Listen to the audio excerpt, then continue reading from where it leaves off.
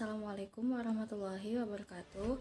Perkenalkan, nama saya Siti Alvin Rohmatin dari Prodi Pendidikan Bahasa Inggris Semester 8 Universitas Islam Majapahit. Pertama-tama, saya ingin menyampaikan rasa terima kasih kepada Bapak Syarif MPDI selaku dosen pengampu dari mata kuliah Pemikiran dan Peradaban Islam yang senantiasa memberikan bimbingan kepada kami. Dan pada kesempatan kali ini, saya akan menyampaikan materi mengenai kepemimpinan dan dakwah Rasulullah SAW pada periode Madinah yang mana dapat diteladani oleh kita umat Islam. Rasulullah SAW hijrah ke Madinah setelah 23 tahun berdakwah di Mekah dan hanya menghasilkan sedikit pengikut yang diiringi dengan tantangan dan siksaan dari kaum kafir Quraisy di Mekah. Lantas, bagaimana perkembangan Islam setelah Rasulullah hijrah ke Madinah dan apa hikmah dari hijrah bagi kaum muslimin di masa sekarang ini dan apa yang harus diteladani dari peristiwa hijrah tersebut. Mari kita bahas poin tersebut satu persatu. Poin pertama yang akan kita bahas yakni tentang perkembangan Islam setelah Rasulullah hijrah ke Madinah. Madinah Al-Munawwarah, yakni kota Madinah, dikenal sebagai kota Nabi Shallallahu Alaihi Wasallam karena di kota inilah dimulainya sejarah perkembangan Islam selepas dari hijrah Rasulullah dari Mekah ke Madinah. Di kota ini banyak meninggalkan lembaran sejarah yang sangat penting, mulai dari sistem pemerintahan Islam, kemudian politik, ekonomi, peradilan, dan pembinaan akhlak dan lain sebagainya. Dan secara keseluruhan, Rasulullah memulainya dari pembangunan Masjid Nabawi sebagai strategi dakwah pertama yang dilakukan oleh Rasulullah ketika di Madinah. Pembangunan masjid ini dinilai sangat efektif karena di samping sebagai tempat untuk beribadah, masjid juga merupakan madrasah yang dapat menghasilkan pemimpin muslim yang berkompeten serta menjadi pembawa wahyu yang menyebarkan keislaman. Di sisi lain, masjid ini juga menjadi tempat pemilihan khalifah, baiat, dan diskusi tentang semua persoalan umat sekaligus menjadi pusat pertahanan. Dari masjid ini pula lahirlah para pasukan-pasukan tangguh, dan di masjid ini Nabi juga menyambut utusan para suku dan delegasi para raja dan penguasa. Adapun strategi yang kedua adalah membangun ukhuwah Islamiyah, yaitu mempersaudarakan antara kaum Ansor dan kaum Muhajirin. Rasulullah SAW mempersaudarakan antara kaum Ansor dan kaum Muhajirin di rumah Anas bin Malik dengan menumbuhkan rasa persaudaraan dan mempererat akidah sesama muslim. Kaum Ansor dengan lapang dada membantu kaum Muhajirin dalam hal apapun seperti menyediakan tempat tinggal dan memberikan harta benda. Persaudaraan ini kemudian mampu menghilangkan sekat kesukuan dan saling tolong-menolong terhadap sesama muslim. Kemudian kaum Ansor dan Muhajirin juga mempererat persaudaraan dengan jalur pernikahan seperti saudara dari kaum Ansor yang dinikahkan dengan saudari dari kaum Muhajirin. Persaudaraan ini kemudian menjadi lebih kuat dengan berdasarkan keturunan.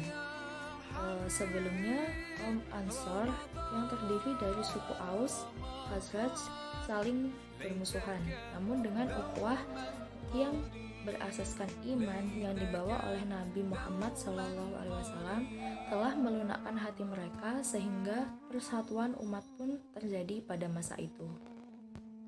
Keberhasilan Rasulullah dalam mempersaudarakan kaum Muhajirin dan Ansor berdasarkan iman tidak lepas dari kecerdasan beliau dalam melenyapkan ikatan kesukuan.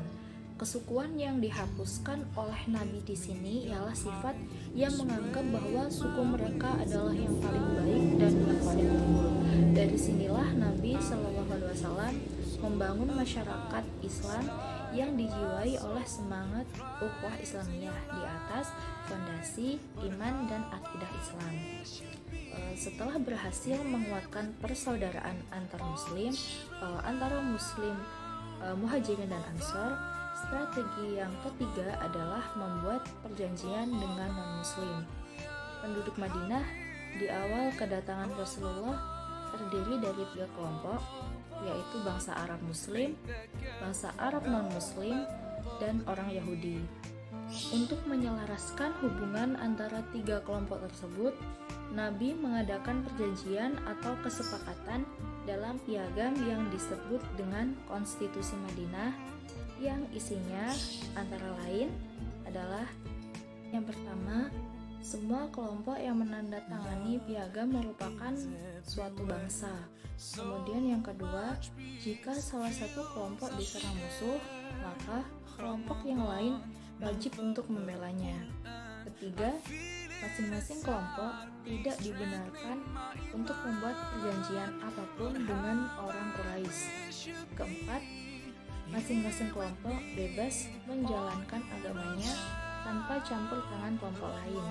Kemudian kelima, kewajiban penduduk Madinah, baik kaum muslimin dan non-muslimin maupun bangsa Yahudi, saling membantu secara moral dan material. Dan kemudian keenam, Nabi Muhammad adalah pemimpin seluruh penduduk Madinah dan beliau menyelesaikan masalah yang timbul antar kelompok.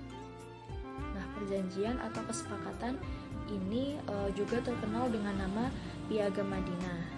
Dan Piagam Madinah ini semestinya dapat menjadi contoh bagi semua umat manusia, terutama bagi para pemimpin di negara manapun, agar saling toleransi tanpa memusuhi, saling menghormati tanpa membenci, dan saling menyayangi bukan mencaci, hingga tercipta negara yang penuh kedamaian dan kerukunan antar semua rakyatnya.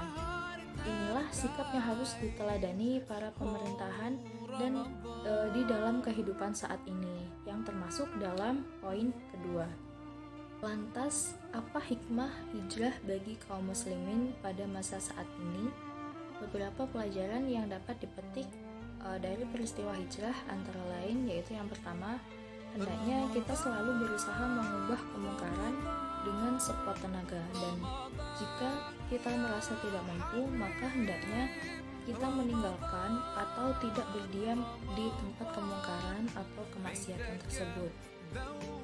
Yang kedua, strategi dakwah Rasulullah SAW yang sangat rapi dengan mengajarkan kebaikan dan kesetaraan pada semua umatnya perlu dicontoh pada masa pemerintahan saat ini.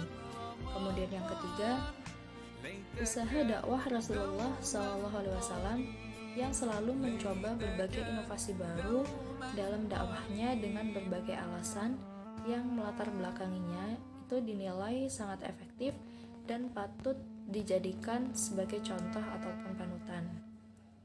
Kemudian yang keempat, sebagai pemimpin, Rasulullah SAW sangat memikirkan rakyatnya. Segala cara beliau usahakan agar para sahabatnya tidak disiksa maupun provokasi oleh pihak lain.